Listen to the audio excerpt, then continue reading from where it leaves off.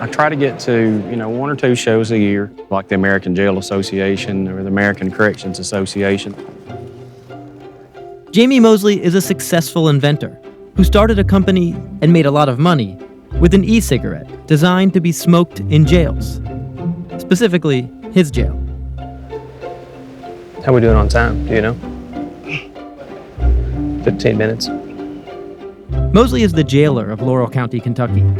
He says he came up with his e-cigarette, which he calls Crossbar, out of necessity. When I developed the product, it was really not with the intention of starting a company. I was just trying to solve a problem within my own facility.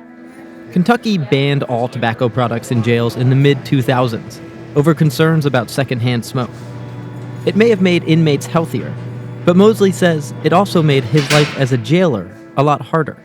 Many of these inmates are coming in a very intoxicated state, whether that be from drugs, heroin, coming off of all of that, and then without a cigarette at the same time, sometimes can create very, very volatile situations.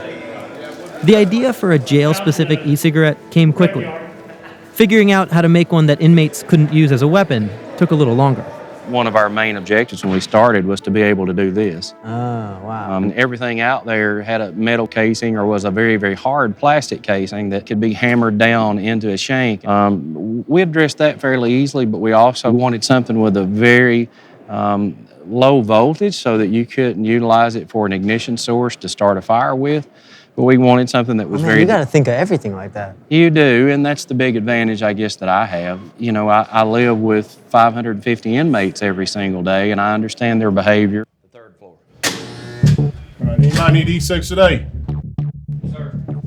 Okay, so you're going to get the inmate's ID. Make sure he is who he is. Give him his ID back. Next thing you want to go do is you're going to check and make sure this is the one I sold him last time I came around. These men in Mosley's jail are part of a specialized drug rehabilitation program. For them, e-cigs are a useful crutch. How'd you end up here?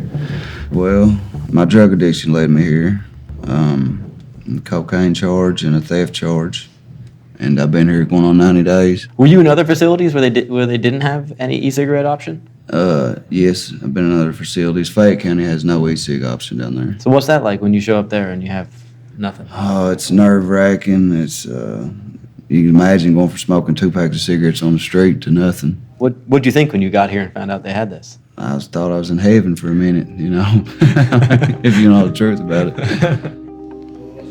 Mosley's invention may help keep inmates happy, but it's also a lucrative business.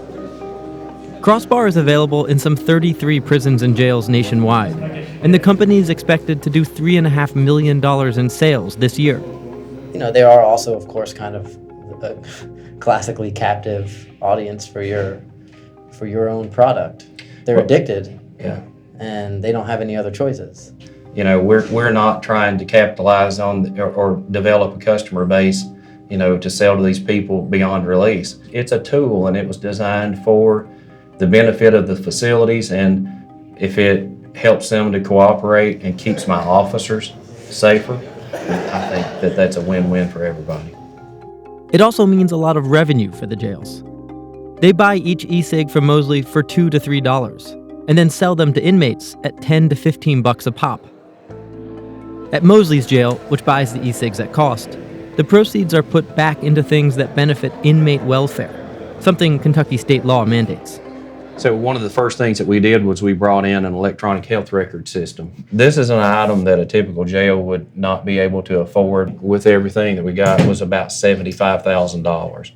And we were able to purchase that through our commissary proceeds, the profits that were generated from the sale of our electronic cigarette. Are you going regular or menthol today? Regular, sir. Of course, the people who pay for these benefits are the inmates themselves. Yeah, it's considered a luxury, yeah. It is considered a luxury a little bit. Definitely exclusive items. My dad's, he's the one buying them for me, so I don't like to ask for anything. So the cost of them kind of keeps me from smoking them as much. We heard they're the number one purchase at the commissary. Oh, I'd imagine they probably are, yeah. So are you helping inmates, or are you also kind of exploiting them too? I think that's a great question. I think the same thing can be said for, should we be giving them caffeine?